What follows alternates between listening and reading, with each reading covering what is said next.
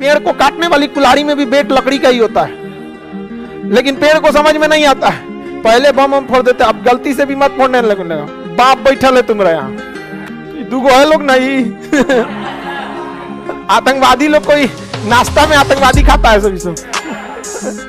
मोदी जी का ये चीज एकदम सही रहता है, नेशनल सिक्योरिटी के मैटर पे नो कॉम्प्रोमाइज।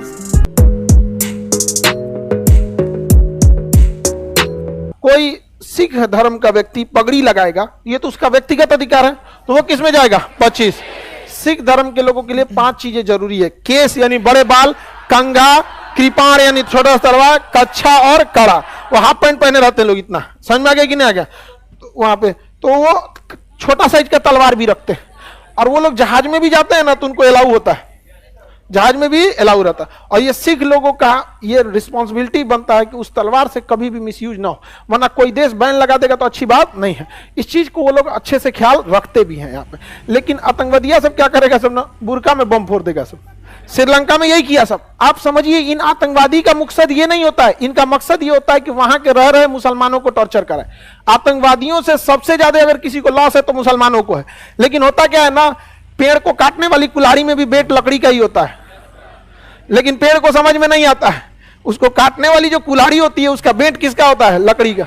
श्रीलंका में इन्होंने जानबूझ के क्या किया? प्लान तरीके से था कि श्रीलंका में बौद्धों की अधिकता है, बम फोड़ना रहता है किसी आतंकवादी को तो उसको ड्रेस से मतलब है, और उसको अपने में बमें लगा के उड़ाना है तो क्या दिक्कत है? लेकिन नहीं, अब यूं में बम रख सकता आदमी। एक हमको समझाने के लिए आपको बताइए, इसमें नहीं रख सकता आदमी, लेकिन वो जानबूझ के श्रीलंका में गया, कहा कि हमारा दुकान कैसे चलेगा? आतंकवादियों का दुकान तब तक चलेगा जब तक 2 धर्मों के लोग लड़े। जानबूझ कर उसने बुर्का पहना। उसको पता था कि यहाँ मेजॉरिटी बौद्ध लोग हैं, यानी सरकार प्रशासन ज्यादा किसका सुनेगा? बौद्ध। और हमको भड़काना है माइनॉरिटी मुस्लिम लोगों को। अभी गया सब और रख के बम दिया, 4 जगह बम उड़ाया सब, उसने बुर्का पे बैन लगा दिया। समझिए, वहां के मुसलमानों को कोई समझाने वाला ही नहीं है, भैया तुमको बर्बाद कर रहा है वही जो तुम्हारा नाम लेके आ रहा है। आतंकवादी को खत्म नहीं कर सकते। अरे कौन चाहता है आतंकवादियों को पाल के रखना? लेकिन कहीं कुछ भी, और उसने क्या लगा दिया? बैन लगा। जब बैन लगा ना तब वही आके करा सर ये गलत है, अगर नहीं हटाएंगे तो इसके खिलाफ हम और बम फोड़ेंगे। अरे छोटा कहीं का, तुमने खुद ऐसा काम किया। और उसके बाद यहाँ पे भारत तो बहुत सहनशीलता वाला देश है, पहले बम हम फोड़ देते, अब गलती से भी मत फोड़ने लगेगा। बाप बैठल है तुम्हारा यहाँ,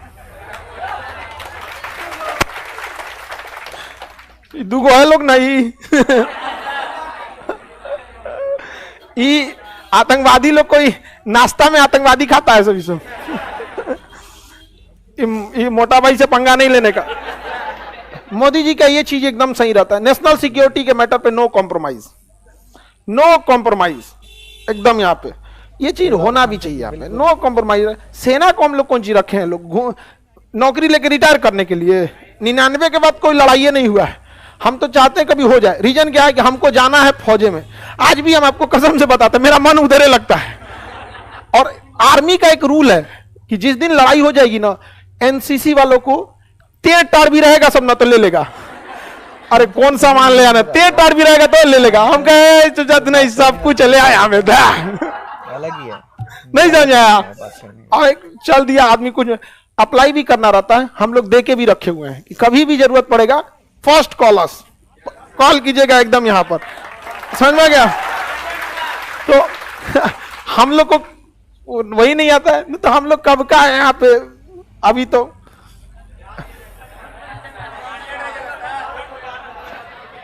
अब तक तो कुछ और रहता हमको।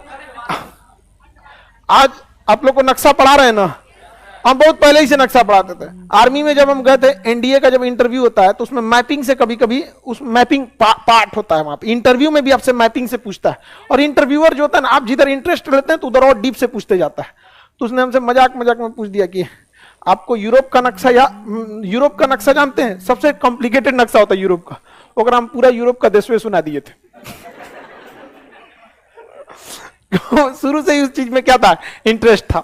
क्या पता कि भारत हमको एकदम मान चुके थे कि हम तो सेना के लिए बने ही हैं। और बिलीव, कभी हम आपको अपना 2 साल का एज का फोटो दिखाएंगे, उसमें भी बंदूक लेके फोटो खिंचवाए। 2 साल का कभी दिखाएंगे, अभी इसमें है नहीं, मोबाइल में है, कभी ढूंढना पड़ेगा वहां पे। हम एकदम बचपन से मान चुके थे कि हम फौज के लिए बने हुए हैं। मुझे जमी पर बुलाया गया है,